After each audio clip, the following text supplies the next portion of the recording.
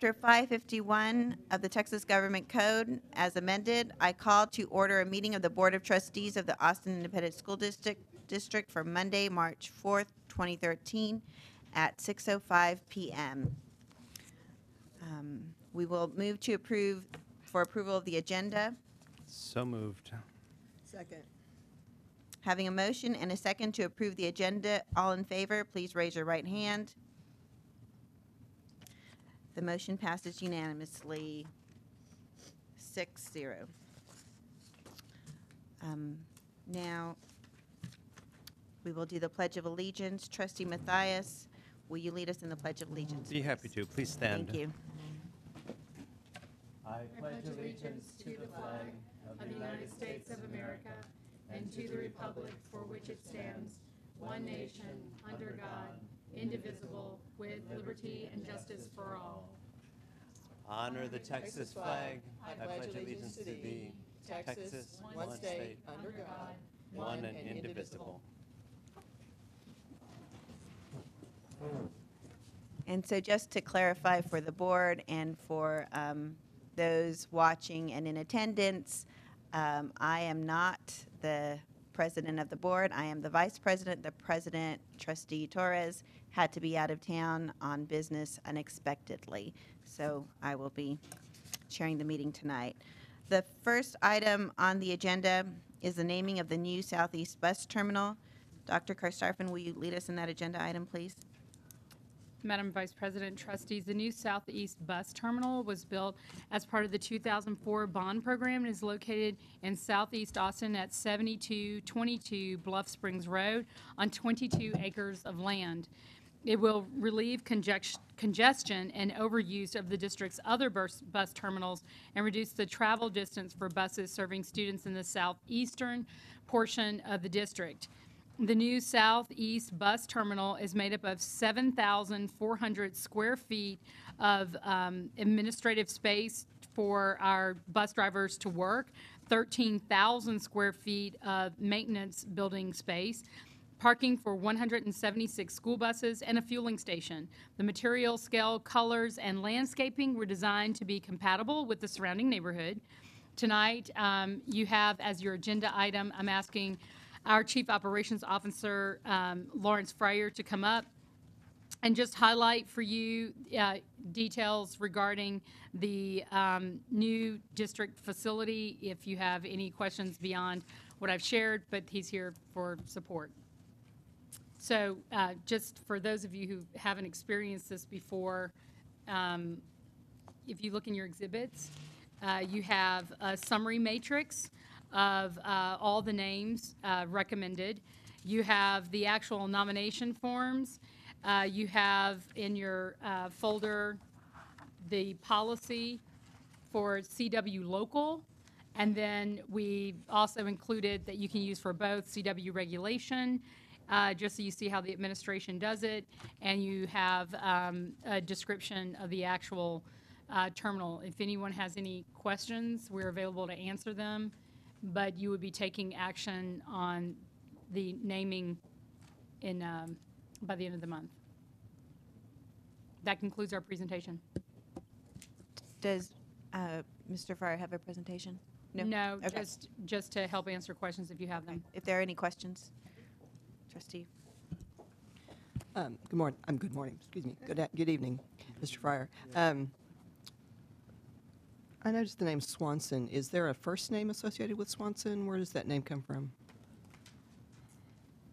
As I understand, Madam Vice President, Trustee Teisch, if you actually go to the flip on page, what is that, 6? I'm looking at it. Yeah. Yeah. So. Oh, Ron. I'm sorry. Yes. So that's all the details. He nominated himself. In other words. We're not sure. Okay. That's what it appears to be. But Okay. we're not sure if that was in name of families. We don't know the background on that one. Okay. So it is possible that it's more of a family name, not necessarily the name of that particular person. Okay. But we just go on face value of what's submitted. Okay. All right. Thank you. Any other questions? Trustee Moya?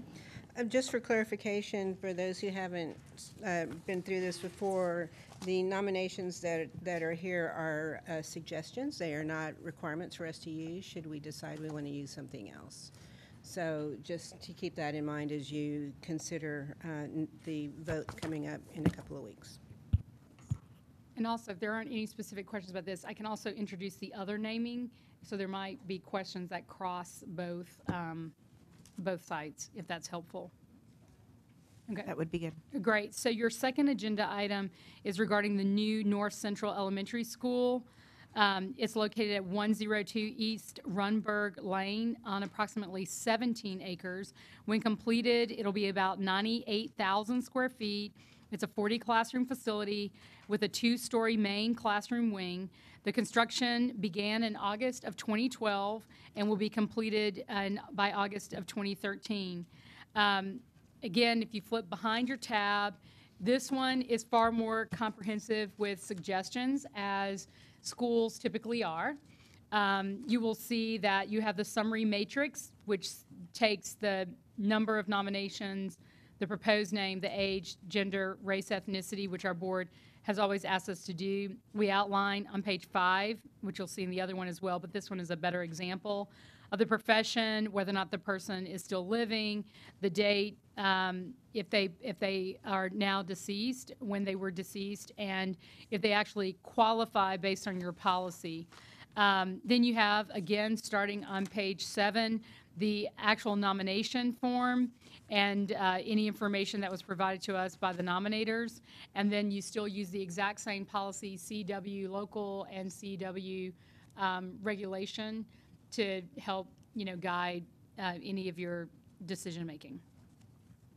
And this one is far more, I think, representative of what we experience when we do naming. The bus terminal is different. I mean, it's the same, but it looks different because it's so small by comparison. But this is more normal. Trustee Tice.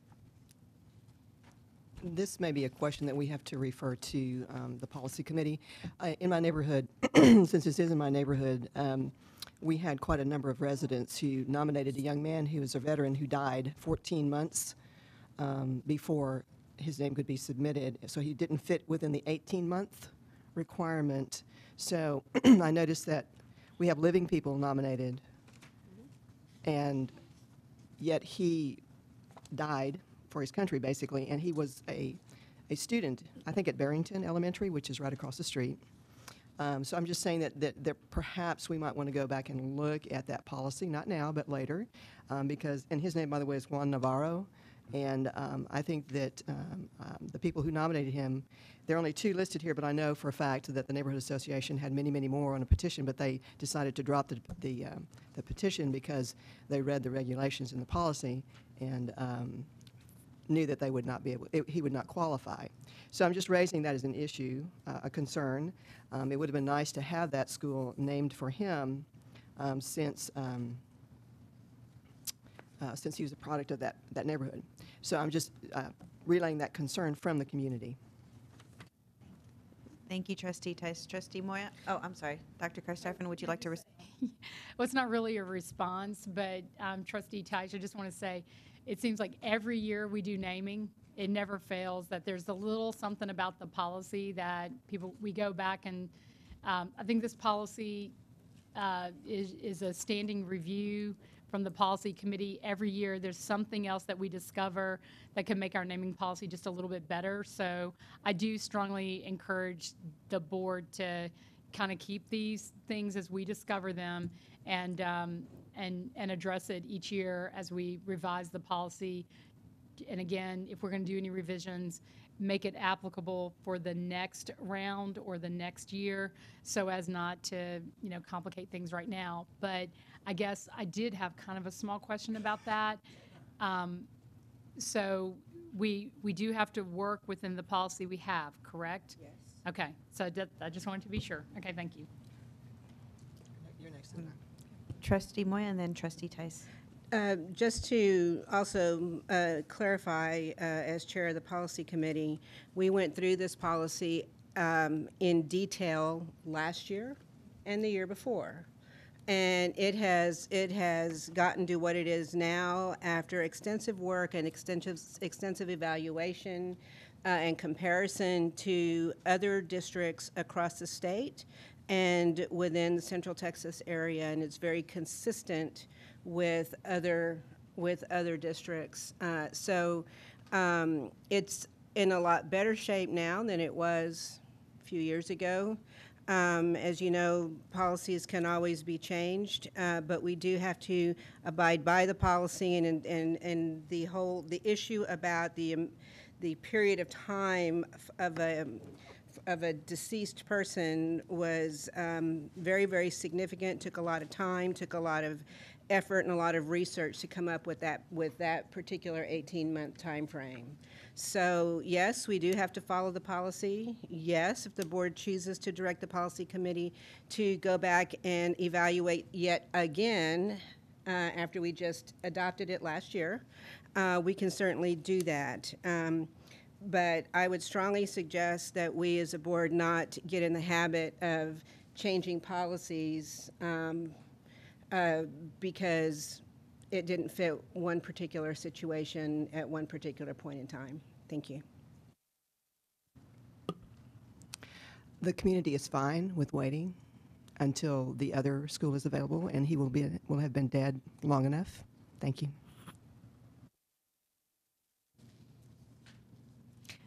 Well, I'm sorry, I have to bite Trustee Moya. So my understanding of the policy is that you don't have to be deceased to have a school named after you, but if you are deceased, you have to have been deceased for 18 months. Is there a short, on its face, it's hard to understand why. Is there a short explanation? Yes. Okay. In the recent past, there have been some recently deceased individuals there was some significant campaigning going on in order to have a school named after them.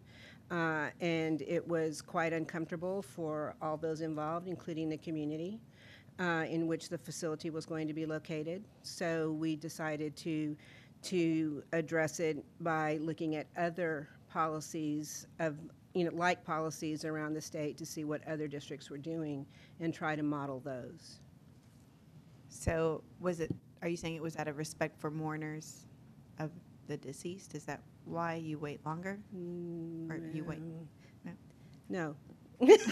I mean, that's a really hard question to answer because really, in several cases, it is an effort by those who are in mourning. Oh, I see. To memorialize the loved one in a permanent, significant way. And it just became to be quite a difficult situation, especially when there were large organized campaigns and individuals believed that because they would have such a large campaign, that meant that if there were more submissions for a particular name, that meant they won, when that wasn't necessarily the case. And then it became even more painful for people. I see. Thank you. Any other questions? Trustee Schneider? I'd just like to weigh in on this issue, but I do have a question first.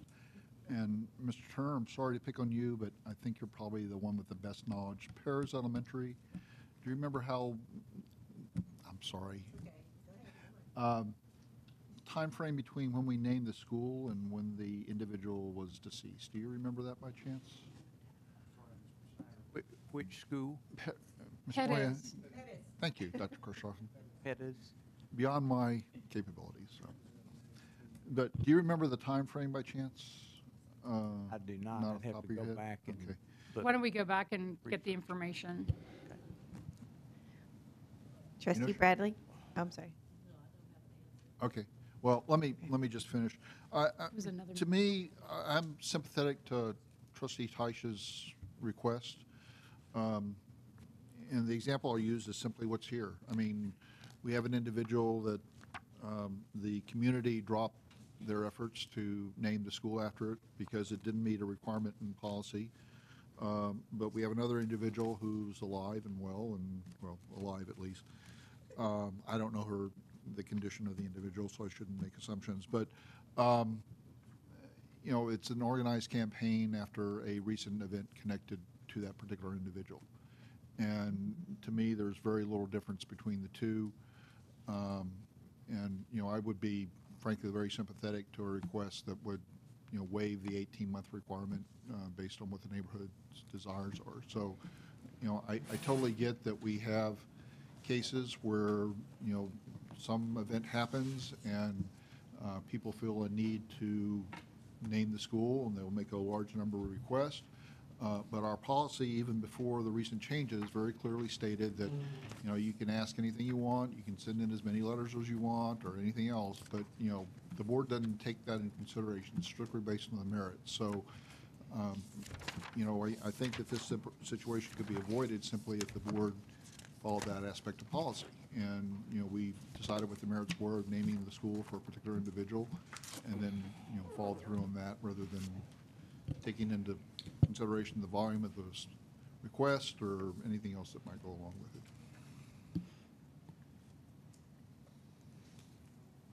Trustee Moya? Thank you. Did you want to say something, or is it okay if I respond? Okay. Robert, I understand. And, but at the time, as I recall, when I just forgot Betta's first name. Nicholas. The policy that was in place at the time did not have a time frame for deceased individuals, if I remember correctly. I wasn't on the board at the time. I came on the board right after that. And so that's the difference. And also, in this particular situation, we have a very unique situation going on, that there's another school coming up just within a matter, and not very much time, in which we can accommodate this request should the board decide to do so. And again, like you said, you know, there is an organized campaign going on. The board does not have to adhere to it. We can do whatever we choose. And certainly, and so I think we really, I understand what you're saying, but I'm not sure we're at the point where we really need to consider waiving the policy right now. And I would hate to do that, because here it is, the first time out of the box that the policy comes into effect, and we're already talking about amending it, changing it, you know, waiving it. And I just really think, you know, this went through so much, the board spent a lot of time with this, especially the policy committee. And I would think that it would be, that we could just go by the policy, handle it the way we always have, and move on. And to Trustee Teich's comments, you know, the community that raised the question is fine with it the way it is. They know they have an additional opportunity coming up, and so I say let's just move on. Thank you. Trustee Bradley?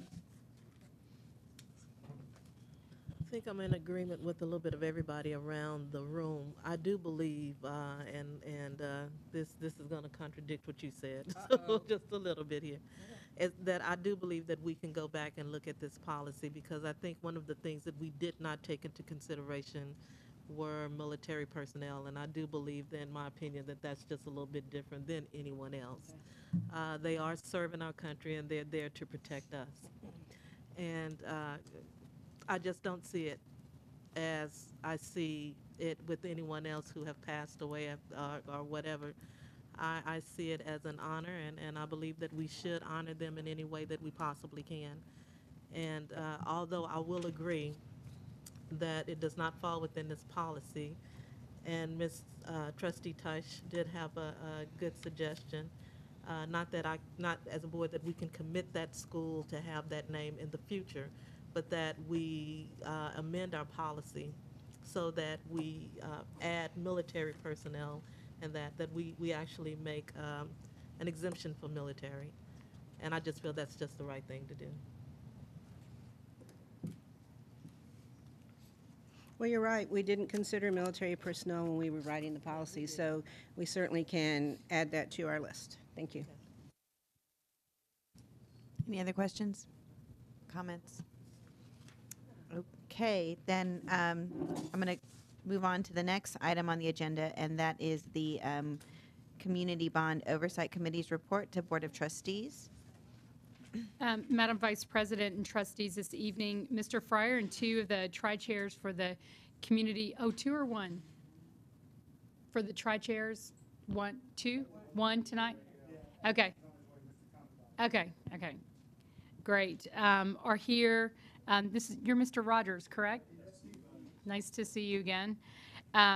They'll provide a report on the 2004 and 2008 bond programs.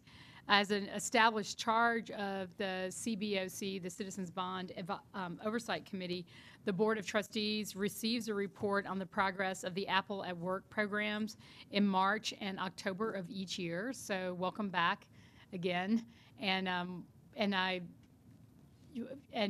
know that the board, I just want to remind you that you have in your agenda item a narrative version of the report, and they, for the purposes of the viewing public, tried to condense it so that it's a tight presentation on television, and we're just going to hand you out those slides so you don't have to twist your necks and try to look at the television stations. But the content is not different.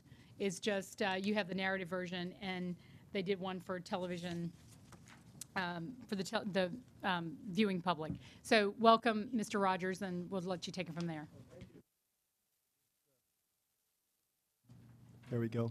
I have never done this before. This is my first time reporting to the school board as the chairman, one of the chairs of the committee. I've been on the committee, though, since 2004. Was appointed by Jonna Edwards, who was a place 3 board member, and was glad to agree to serve for a couple of years. It's been eight years now. But it's been a very enjoyable thing. It really is very interesting and an enjoyable experience. So one of the things we want to do is I want to make sure I thank the other members of the committee. They're citizens from all over the community who spend, we meet 10 times a year, once a month, except for 2 months. And usually the meetings are about 3 hours, and we go over all of the projects. We have reports from various consultants about things like sustainability and the hub businesses and a variety of other aspects of the bond program that we want to make sure are done correctly. And that group of people is a great group of citizens that I'm very proud to be associated with, and I just want to make sure I say that before we start. And I am kind of new at this, so maybe not so smooth at it, but we'll see. Well, welcome, Mr. Rogers. Thank you for Thank being here. Thank you. So the 2004 bond was some $519 million, and you can see on the slide that's on your page 1 the projects that are there. It's basically almost all completed. The school that you are naming is one of the remaining projects. It took a long time for that property to be located and bought and figured out, because the area where the big need is right there in that part of the Austin is built out. It's hard to find property, and that was the reason why it took so long, but that one's still ongoing. And then the soccer fields, which are now we're talking about doing them out at the Burger Center, because the bus terminal is complete, and well, that's one of the reasons. The bus terminal being complete kind of makes some space out there a possibility. So maybe sometimes it's good luck when things take a long time. That might actually turn out to be a better result. So that's a long time ago, 2004. I guess if there's any questions about the projects from 2004, we can skip over to the 2008. bond projects. That was another $340-some million. And most of those are also complete. The notable things that are still underway are the Performing Arts Center that's out there in the Mueller area. That's being kind of getting ready to get under construction. And then the second North Central Area Elementary School, which is being looked at, a property that is actually a reuse of a building. So that same issue about difficulty finding traditional ideal sites was part of that. But it looks like they're hopefully going to be able to figure out how to make that building into a good elementary school. We'll see how that turns out. But those are the only two left. If you look at the numbers, they'll say the number of projects that are not complete add up to, there's not just two missing. In this bond program, there was also a number of projects that were called power factor adjustments or something. It had to do with power meters, in a sense, on the for the school district, conforming to electronic properties that would prevent the city from charging us extra for power if air conditioners went on and off. And that it turns out we didn't need to do as much of that as it was thought. And so not all the projects, a couple of them we don't need to do, and some of the others are still being worked on, but they're not real significant in terms of amount of money. So I can't explain that very well because I don't really understand it, but it's I just believe that it's something that we needed to do as a kind of a heavy user of electricity, balancing the way we use our loads on the system to prevent the city from, in a sense, fining us or charging us more. So, okay. So those are the 2004 and 2008 projects that, so we're nearing the end of this whole process. While we were going along, a very important thing for the committee to look at was the contingency, which is what on the next page you see a pie chart that is a picture of the contingency for the 2004 program. And one thing I have learned is that it's very important that when the projects are designed and bid, that the amount of money that we think is going to be needed has to have some built-in contingency buffer in it, because there's so many unforeseen changes, especially over a long period of time. Changes in prices of materials, land prices, and weather conditions, and all kinds of things can influence, how much it costs to build a certain thing or renovate something. And so when there was a long period of bonds in front of us, and you couldn't say with certainty that we were going to complete it, looking at the contingency and going, how are we using that up, was a very important thing. At this point, we're down to just these few projects that are left. They have their own budgets, and they are unlikely to need to consume all of the contingency. They might need to take some from it, so it's good that there's still some there. And so you see in 2004 we have $3.6 million. The purple part of the pie is what's kind of left that could be used for overruns or something on the projects that remain.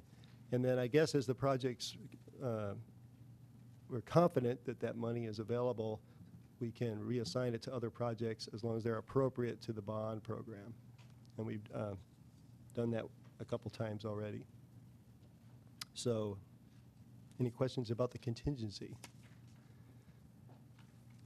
And I guess the next page, which is Mr. Board? Rogers, we Yes. do have some questions. Okay.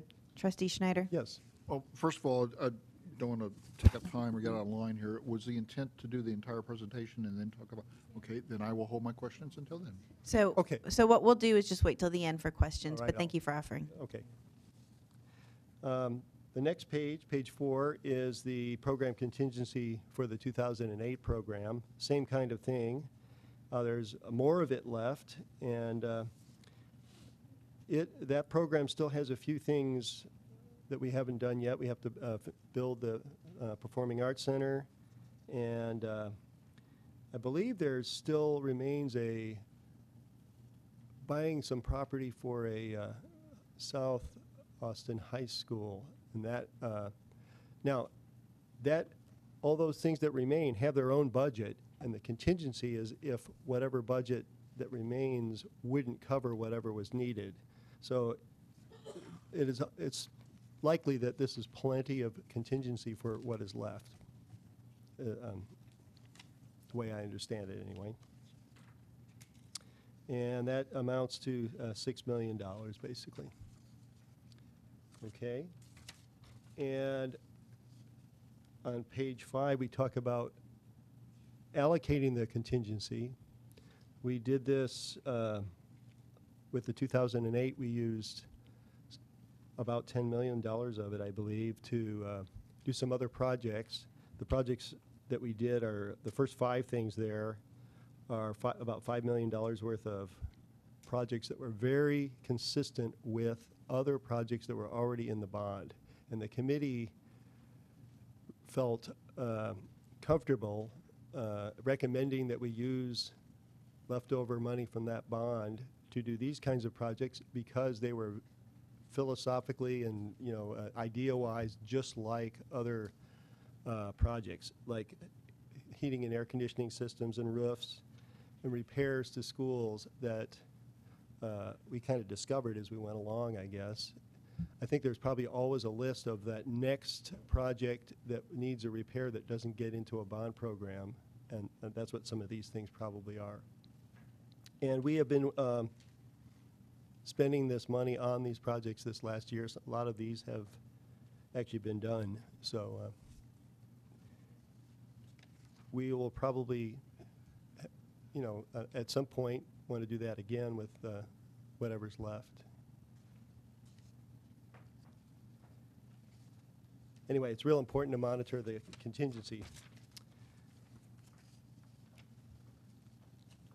Next page, we're talking about site acquisition, and I think that kind of overlaps everything that we already said, because if you're going to build a school, you have to buy the property, but these are all the acquisitions of property that went on during the 2004 bond. And I believe all of the projects that are mentioned here have been completed or are in progress, and the property has been purchased. I'm not, unless we have not yet, maybe we have not yet actually purchased the the Performing Arts Center property.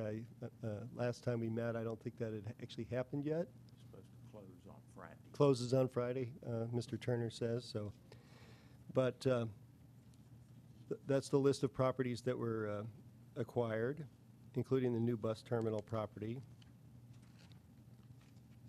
All right. More, the 2008 site acquisition is listed on the next slide. And that includes the Performing Arts Center, the Up House Early Childhood Center, an undesignated elementary school, which I don't think is something that we're going to build, but I believe we bought that property. And then the South Austin, a high school in South Austin that has not yet been purchased. Okay. Now, in our charge, what we just talked about, watching how the money gets spent is probably the number one thing. That's the most obvious thing, but there's a number of other aspects that we're supposed to help watch out for, I guess. And one of them is that we're promising that the contractors that we contract with will pay proper wages to the employees that they hire and their subcontractors and all of that. And so there's a kind of a check on that, which is when somebody claims that they didn't get paid enough, and there's a process that the district has to evaluate the validity of the claims and make good on them, I guess. So that's what's listed on this page. 11 rate wage compliance inquiries have been received. Some 3 were not really, the wages were in compliance. 7 were determined to be out of compliance, and we did some kind of remedy. And I guess there's one that's still being discussed. And we try to make sure, the idea is that to be quick on reacting and making sure that somebody doesn't have to wait a long time. If they are going to need to get paid, back pay, we want that to happen pretty fast, because usually it's people that don't have the ability to wait a long time for their money, and they do have to wait, so. Okay. Page 9 is the historically underused business update. And this is something we also have been watching from the beginning and puzzling over how we can make sure that all the small businesses, the minority-owned businesses, the businesses owned by women, and all the categories of historically underused businesses are getting their fair share of the business that is available. And so there's a hub consultant. DM Dukes and Associates is the hub consultant, as you know now, and they are in charge of kind of reporting this back to us as far as the numbers. The current, there's only a couple projects left that are really big enough to generate a lot of work. That's the Performing Arts Center and the new elementary schools.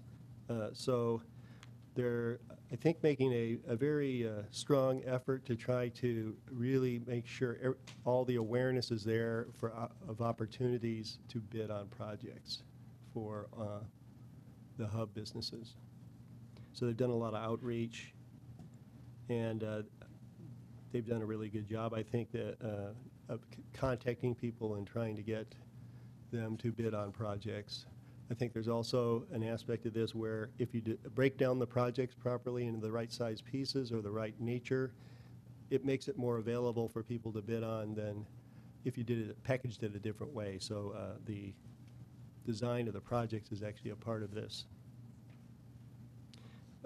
We still aren't really, I would say we're happy with improvement, but we still, everybody I think on the committee thinks an ideal world there would be a lot more participation for some of the minority businesses.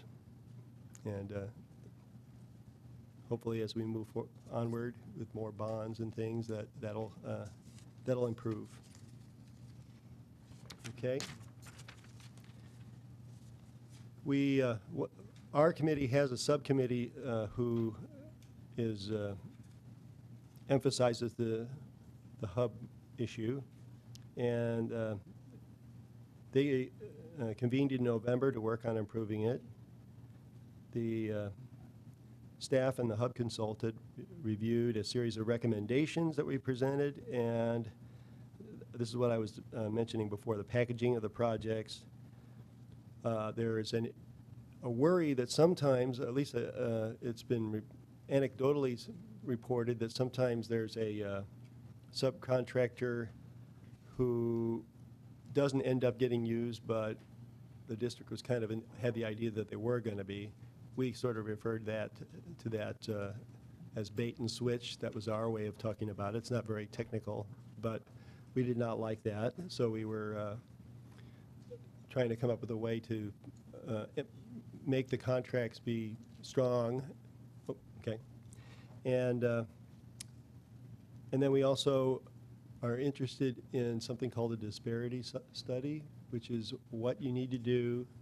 You need to have one and participate in one in order to, if you really want to set strict goals for participation of different minorities. And it's something that you have to spend money to do, but if you join with other entities, these are just topics we've been throwing around. Okay. Yes, sir. Okay. Okay. I think I'm going long, so we'll just kind of go through here. We also do a lot of, there's a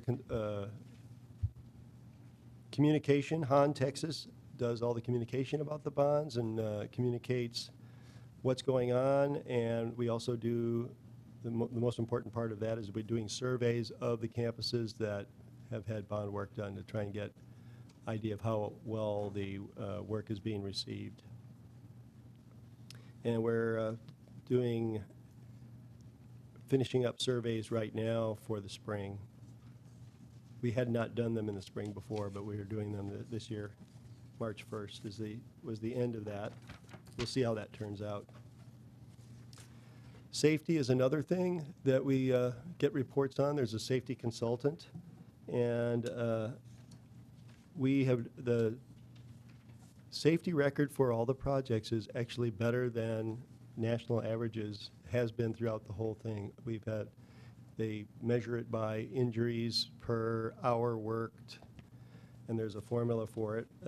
It says on here, I believe, yes, the average is 3.9 accidents per 100 employee hours or whatever it is, and we have 1.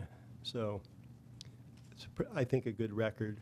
But it takes a lot of diligence, making sure holes are protected and all of that. I mean, there's a lot of ways that you can have injuries on a construction site, especially when there's students around, so, and teachers. And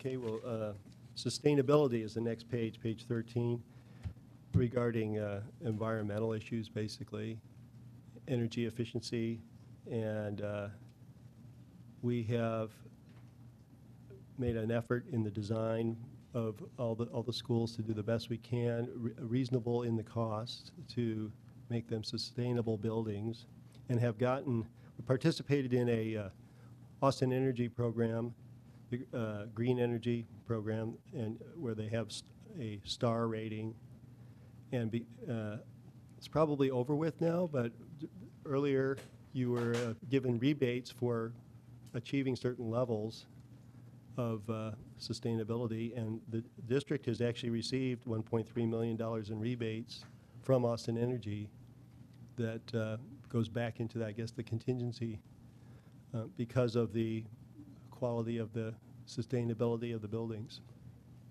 The highest rated one was the theater at McCallum High School. They got a 5-star rating. Technology, in the 2008 bond in particular, there was a lot of money for upgrading the technology in the schools. That means computers, laptops, networking, and all kinds of technology projects.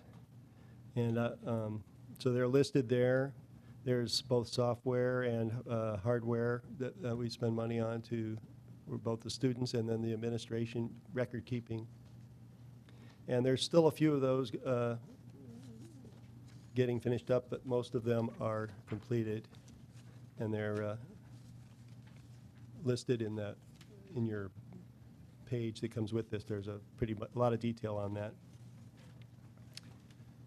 So the 15th page, we want to recognize our fellow members. I definitely think that is important, and they take their charge very seriously and really care a lot about the schools and the school district. And the success of doing the right job on the bonds that we've already put out is a very important part of wanting to turn around and ask for some more money to do more important things. So it's good that we're able to see that we can do that. And okay. And I guess now we can have questions. I'm sorry if I made it take too long. No, thank you, Mr. Rogers, and thank you so much for your 8 years of service. Your work is essential for the running of this district and to maintain the public's trust in our work. And you earned, I would say, an honorary seat on this board for 8 years if it were up to me. And you might not want it, but. Yeah, are you sure that's a reward? Right. So thank you very much, and thank you for the presentation. You're welcome. Is there follow-up from staff? Or is, no? No. Okay. So at this point, if there are any questions.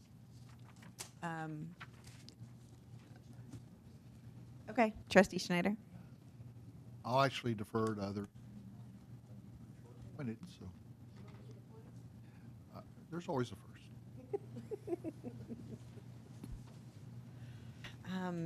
I think Trustee Schneider, then Tice. Okay. Oh, Let's cross. Trustee Schneider. I wanted to talk about a couple of things. Contingency fund first, if I can, please. On one hand, I'm glad that we have all this money in contingency, both from the '04 and the '08 bonds, and I agree that it's helped us in a few cases. I'm also a little concerned, though, about the use of some of the funds. And I was wondering if you could speak a little bit to any kind of review process that requests for contingency funds goes through to ensure that it meets within the scope of the bond work.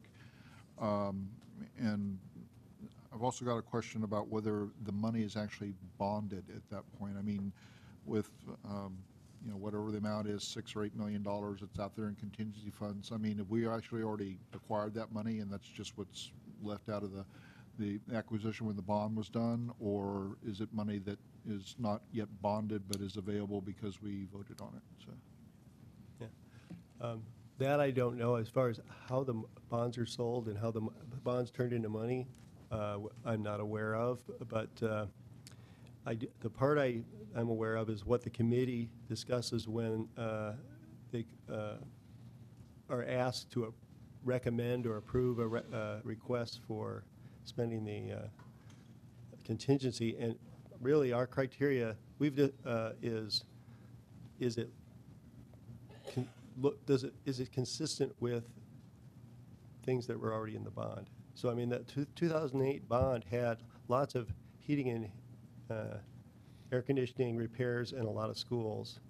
So more of those did not seem ridiculous that it was going outside the bounds of what the citizens voted on. Same thing for roof repairs and things like that. That's what the committee was comfortable recommending.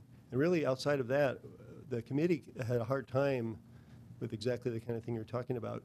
The bond was voted on, and we don't really want to recommend anything outside the bounds where it's could be clearly related to something that we'd already the voters had approved. Maybe somebody else can answer your question about. Just to continue a little bit more, what we do. Yes, it is. I need to get closer. What we do as well is get bond counsel review prior to the recommendations and the lists being brought up to the CBOC. And where they come from generally is from the list of systemic repairs, priority 1, urgent repairs. So we kind of look at the most needed from those, and those are the highest priorities. And then from there, after the bond council sees it, we have the public hearing, and then it comes up to the board. So there are several steps and layers before contingency is actually reallocated to another project. Okay. I'm not so much concerned about the HVCs and the roofs and those kinds of things.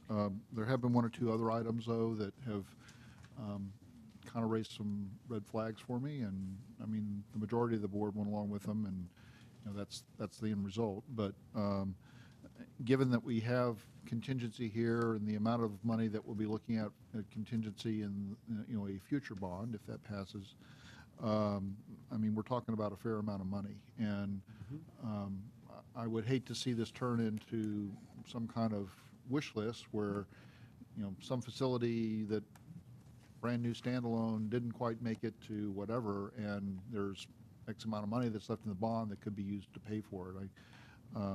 I have a real concern about doing things that way, and it sounds to me like you're pretty much there and making sure that that doesn't happen. I guess what I would like to see is just a little bit more formalized process to make sure that it does go through the CBOC. It is recognized as, it clearly falls within this. Everybody agrees. Bond council signs off on it. Great deal. Okay. But if any other questions are raised, I mean, I think it's something that certainly needs to be aired at multiple levels, is what it comes down to. And if you guys could just get back to me on the question about whether it's already money bonded or it's not or whatever, I'd appreciate that. I'd also like to hear a little bit more about soccer fields in South Austin, and been one of my ongoing interests for a while. So if you could tell me a little bit about where that stands, I'd appreciate it. Mr. Turner will provide an update on that. Just very quickly, the soccer fields, we've looked at 3 different locations, with Burger Center being the most recent. We, of course, own that property, and when we relocate the bus terminal, that's going to free some space. Mr. Kaufman has visited with the Sunset Valley City Council about this, and since we're going to be removing impervious cover instead of adding it, they were in favor. So we're working toward a plan right now to put together the design for locating the soccer field out there in that complex, and there'll be land space that's freed up whenever the new bus terminal opens. Okay. And for those of us with aging memories, are we completely getting rid of the bus terminal at Nelson and, not Nelson, but Berger, and moving it to the southeast facility? No, sir. The plan for that was to triangulate so that we have them located in kind of around a large triangle to cut down on the number of miles that they have to drive to get to the routes in a particular geographical area. But some number of buses and associated storage and stuff will go away. Is that correct, or? Yes, sir. Well, we'll be relocating buses. So some of the Nelson, for example, is very overcrowded right now with buses. So we'll be able to move some of those buses to southeast and some of the ones from southwest to southeast in order to get them closer to the routes that are needed out in those areas. Okay. And there would be no need for all of that parking area surface at what is now the South Terminal. Okay. And we're talking about turf fields, probably, would be my guess, sir. Natural turf, that is? Natural turf, as far as I know. Okay. All right. Excuse me, I'm sorry. Madam Vice President, Trustee of the Boards, I just wanted to acknowledge that one of the other tri-chairs, Ashton Cumberbatch, is here, has joined us, and so I'm sure he'll probably want to weigh in at some point, but we won't ask you to do the presentation again. I appreciate it. Okay. Thank you very much. And I'm sorry that I was not able to be here at the start, but I had a previous commitment. And I'm sorry, Trustee Schneider. Oh, not a problem. And one quick question is the South High School. I know that we have a committee that's looking at the academic issues involved, but is the Bond Oversight Committee weighing in any way on it other than just waiting for their recommendations? No, we don't participate in recommending locations for things. And so we just watch the money getting spent. That's something we haven't spent money on. What we will do is we'll nag you to hurry up and buy a piece of property before the price goes up. We've done that before, but that's the extent to which we would be Please worried do about. so again. Thank you. Excuse me, Trustee Snyder, I just want to make a correction. There's no confirmation on turf, natural, or artificial. That's still being discussed. Okay. Thank you. Trustee Moya? Thank you. Thanks, Steve. It's nice seeing you again. I wanted to, for the board, just point out a couple of things regarding slide 10 when we're talking about hub. The issue that was described as bait and switch has been addressed by the subcommittee, the hub subcommittee of the board, and this was done about a year ago. And the contracts now and the request for proposal that go out now are very, very specific to what a prime contractor can and cannot do. So, for example, if they name a sub in their proposal, they don't get to go back later and unuse that sub or use someone else. Because what it does is it skews their hub numbers because they won the award because of those hub percentages, and then they go back and change them. So that's been addressed. The disparity study that Steve, I think you referred to, is the City of Austin disparity study that the school district is participating in. And I don't know the status of where we are with that. I'm sure we can probably get a status of that at some point in the future when it's time to move on that. But I do recall that the subcommittee of the board on HUB requested that we have future meetings of this group, Mel, before the CBOC presentations. So, and we didn't have one of those. So, reminder, we need to make sure that we convene our board HUB subcommittee before the next CBOC meeting so that we can have a conversation beforehand. Thank you. And on the use of the contingency funds, it's my understanding from when I was on the CBOC, and Steve, you characterized it pretty well as far as what I remember, is that the CBOC stays very, very true to what the voters approved in each particular bond. And if something comes before them that is outside of that scope, the bond council will kick it back. And so now whether or not that's written down somewhere, I do not know. But I do know that from my time on the CBOC, that is how it was handled. So again, like I said, I don't know if it's written down anywhere, but that has certainly been the practice for many, many years. And then also, I think that that money, while that's bonded, isn't actually, I mean, it's not bonded until it's actually approved to spend. Isn't that correct, Nicole? Until we have the expenditure because of our commercial paper. Okay. So there's not money sitting around somewhere for people to go spend. You know, it has to be approved, and the board's going to approve all those things. So I got confused when we started talking about soccer fields, Robert, because I didn't realize, did you know that we were going to do this at Berger? Are we actually going to put the soccer fields at Berger? Is that what y'all said? Yes. Trustee Moy, I remember that Berger came up at some point. I don't remember the date or even the exact context, but you probably recall that we've talked about putting this at other locations Yeah. that were going to be joint use facilities. And for various reasons, including city legal opinion, that did not work out. So my understanding, I mean, you guys know the story better than I do, but I mean, my understanding is that's how we ended up at Berger. Okay. Well, that one went right past me because I didn't remember that. So I was a little puzzled when we were talking about removing impervious cover at Berger. I went, why? You know, I just didn't understand, so I missed that one. Ashton? Well, as Commissioner Snyder said, you may recall, in fact, there was a proposition on the November election having to do with the relationship between the joint use, et cetera. So it was On the city side. Right. Right. So it was pretty far into 2012, and I guess sometime early 13, it was still going to be at that location.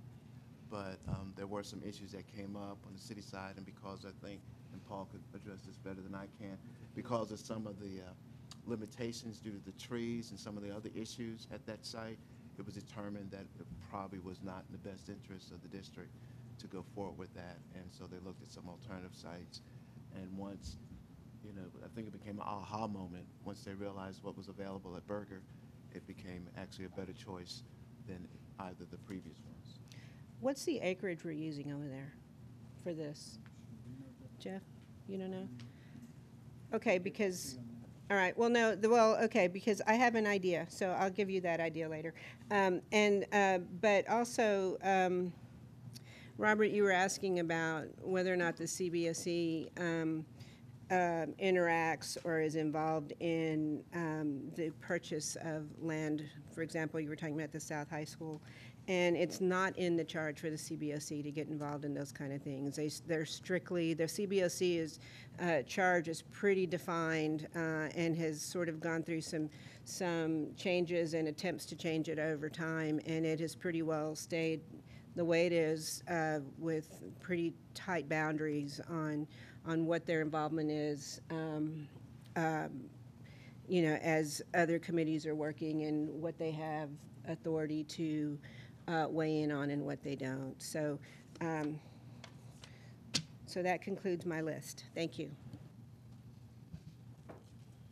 Trustee Tice? I have a few questions and then a thank you. The first question has to do, you mentioned, Mr. Rogers, a hub consultant, and what was the name of that consultant again? DM Dukes and Associates? DM Dukes? I believe so. Okay, and the district pays this consultant, and they offer their opinions about how things are working. Okay, is that correct? It's paid out of bond funds. Bond because they funds. are the HUD consultant for the bond program. Okay, so they're paid out of bud fund. Would that be the same case for the safety consultant, and who is that? TASB.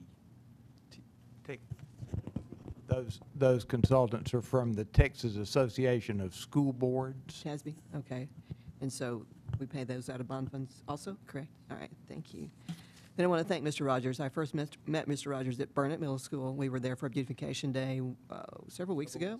And he is part of the Wooten Neighborhood Association, is that correct? I appreciate your doing that. And not only does he serve on the CBOC for 8 years, as he was mentioning to me then, and then reminded me again today, but he also volunteers at Burnett, correct? So I appreciate your doing triple duty, from what I can tell.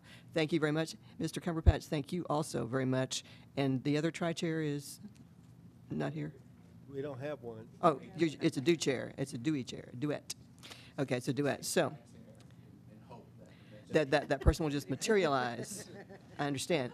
In the meantime, you two are doing the work of three. We appreciate that very much, and I know it takes a lot of time, and it's the kind of stuff that's not just really what should I say? The kind of stuff people watch on television. However, I appreciate, having been a teacher, the fact that an HVAC works, that my air conditioning comes on, that my heating works, that I am not breathing mold spores all the time because there's a clean duct system going on, and that the lights go on, et cetera. So you all do invaluable work. Thank you very much. And thank you to facilities also for all the work that you do. Trustee Matthias? I would want to echo Trustee Tyke's words of gratitude as well to all of you as chairs and as members of the committee. The two questions that I have deal with social justice issues. I'll ask them both at the same time. On slide 8, we said that 70% of all inquiries that were made into wage rates were found to be out of compliance. My question then becomes, is there any way on our behalf to ensure compliance beyond what is listed on that slide? Question number 2, on slide number 9, we talk about women-owned businesses and minority-owned businesses receiving their fair share. For the viewing public, could we give some idea of what that fair share is? Sorry, would you mind repeating that last question? I'm sorry. Sure. Simply, so Mr. Rogers made a statement that we want to make sure that anyone who participates in our hub program, our women-owned businesses and minority-owned businesses receive their fair share. What does that mean? Is that a certain number? Since I said it, I mean, maybe that isn't the right way to phrase it, but that's the way I think of it. It's an issue of fairness, social justice, just like you said. So. Got it. So there's no number associated with that, but I think, and I heard some of the comments when I first came in, trying to address the fact that it doesn't appear that at times that the participation for some of the historically underutilized businesses is representative of the number of businesses that are in the area. So we're trying to make sure that those businesses are aware of opportunities to contract with AISD, and that the contractors are fair in selecting any subs that might be qualified to participate. Got it. So it's more subjective than objective, one might say. I don't know that I would use, Okay. I would not use those terms. Sure. I'm just staying away from the fact that you cannot use a numerical quota. Got it. Trustee Nohasa, may I respond? Yes. Dr. Matthias, the school district is not able to set goals for our hub participation because we do not have a disparity study. The only time you can set goals for hub is when you have a disparity study, and we have not ever done that. So what we have done in the past we have used the city's goals as a guide. We cannot use them and print them anywhere or put them in any of our documents because it is not ours. So what we have done is exactly what Steve was referring to, and what Ashton was referring to is being fair.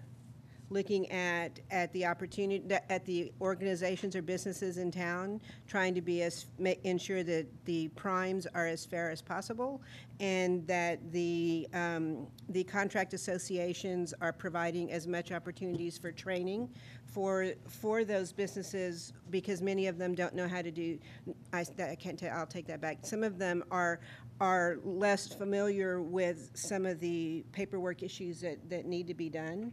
And so, and that is not something, the school district does not provide that kind of training for those businesses. And so there are no numbers. Got it. So the other thing I would add is, as we looked at the numbers over a period of time, they appear to be very low compared to the white contractors. And when we formed a subcommittee and had some of the contractors come in and talk to us, African-American contractors, Hispanic contractors, and others, they mentioned some practices that they've have witnessed over a period of time that seem to be less than equitable. And I think also that your board subcommittee also found some similar evidence when they talked to members of the community, members of the contracting community. And also meeting with our current hub contractor as well as the previous hub contractor, it was clear that there was some remedial work that needed to be done in this area. Good.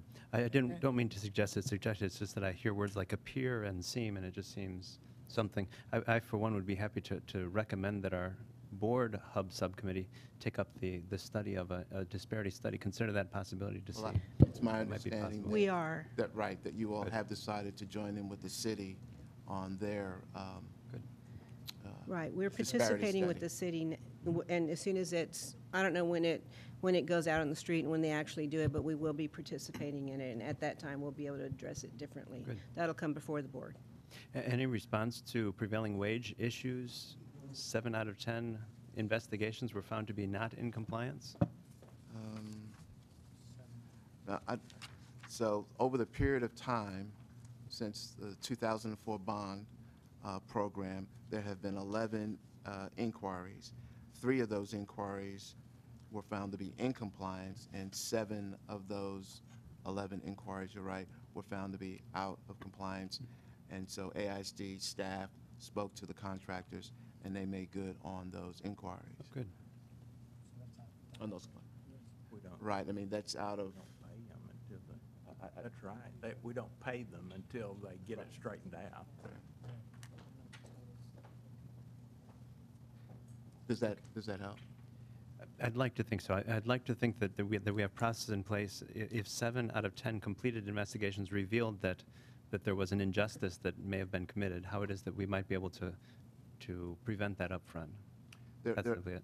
There has been some talk about ways to ensure that AISD is being as proactive as possible, and to make sure that contractors are doing what they need to do on the front end to Very good. reduce that, Thank to you. reduce the number of complaints. Thank you. Random checks. We've done about 50 random checks. Can I just ask a follow-up to that?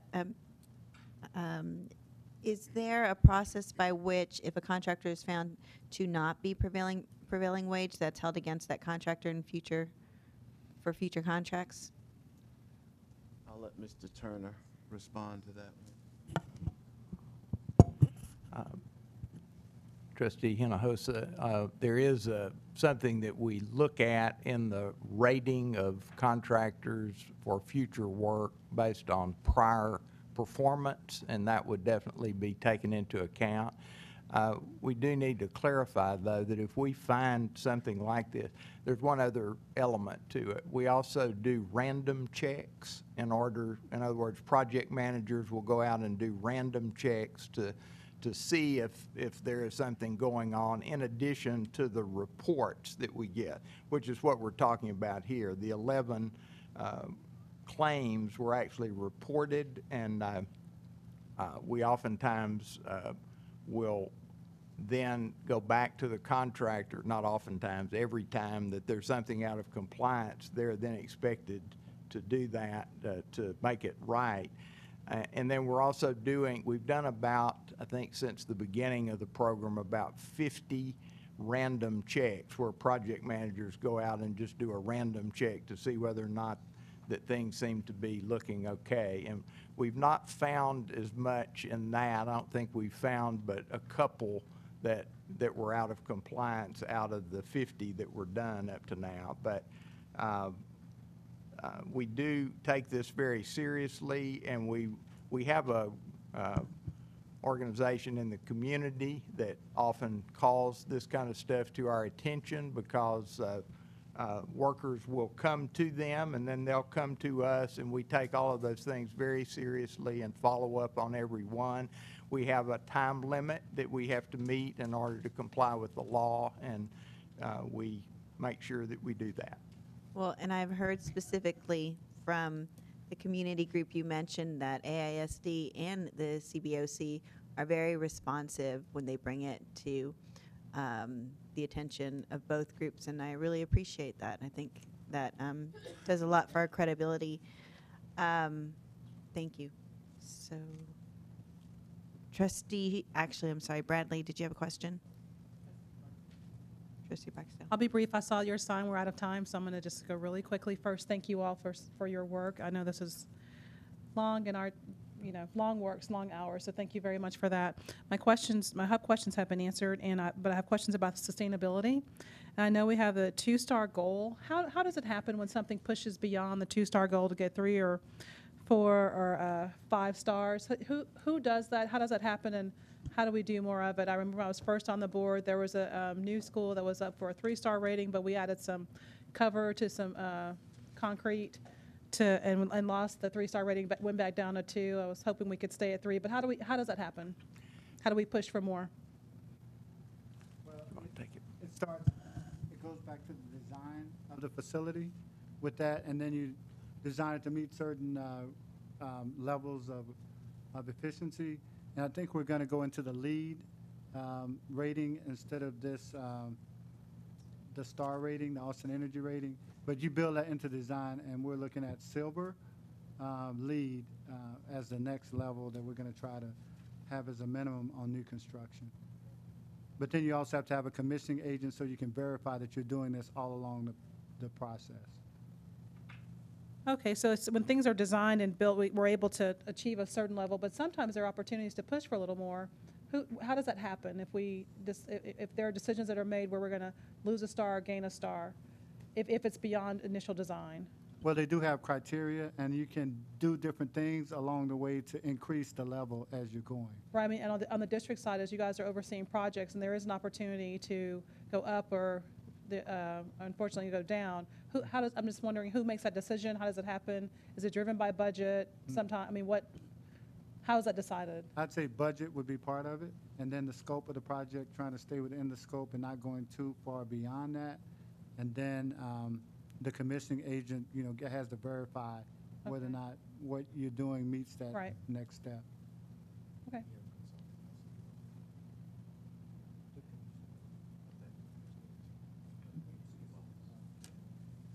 Thank you.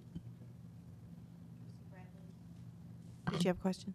Just real quick, you had spoke of Paul and Mr. Turner and Mr. Pryor about relief at the Nelson terminal with busing. So when we remove some of those busing, I'm assuming some of those parking spaces will come back.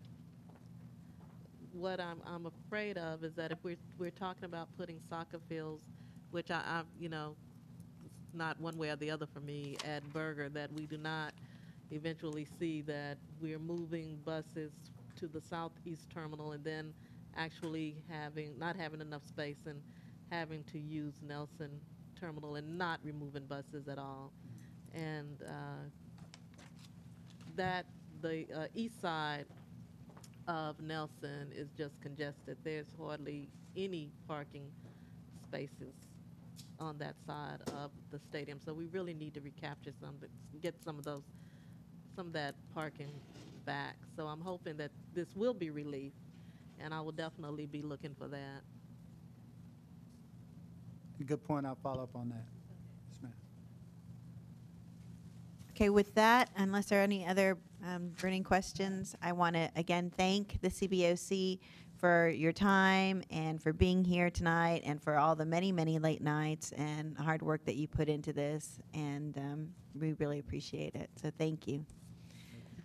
Now we can move on to a continuation of review of discussion of the primary fiscal year 2013-2014 budget and tax rate. Dr. Karstafen, if you'd like to Madam take Vice over that. President, trustees, tonight, the board is scheduled, if there is a need, to continue the discussion regarding the preliminary budget for fiscal year 2014. Last week, we presented the details of the budget, which included plans to access the district's reserve funds and no tax rate changes. We're getting ready to take the preliminary budget and the process as part of the board's approved budget calendar of scheduling community meetings so that we can share with the public the status of where we are in our budget development. The revised budget, based on the feedback from the board and the public, will be presented again in June. And then, as you know, with the legislative session and probably the extended session, will require that we come back as soon as you get back from the summer to actually take final action on your budget on August 27th with a work session on the 12th. But in the meantime, we're just available if there are any further questions regarding the budget, and that actually concludes our presentation. Trustees, are there any questions? Trustee Schneider. Two questions. First of all, I'll reiterate the request that was made the last time we did this, and I think it was last Monday. Is that reasonably correct? That the Senate and the House both are talking about putting additional money in. Senator Patrick released a rather lengthy statement today on his Facebook page about how we funded public education, but reiterated that they're looking at putting an additional $1.5 billion into it. So, you know, just some kind of prioritized list. And I remember Mr. Hauser saying that, you know, there was going to be a focus on compensation, which I approve. But just in terms of planning for going forward, whether it's in August or June or whatever, that after the session is over, with the exception of possible special session, that, you know, we look at how we're going to spend whatever money that may be additional that we may get out of that.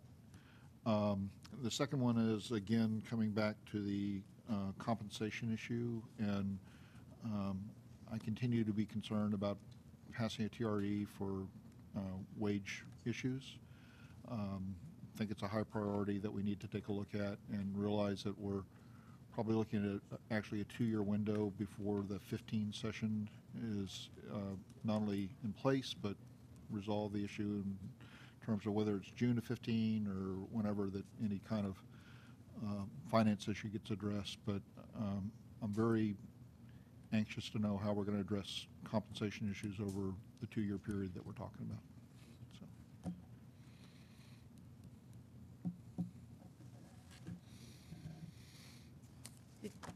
Trustee, were you looking for a response? No. Oh, okay.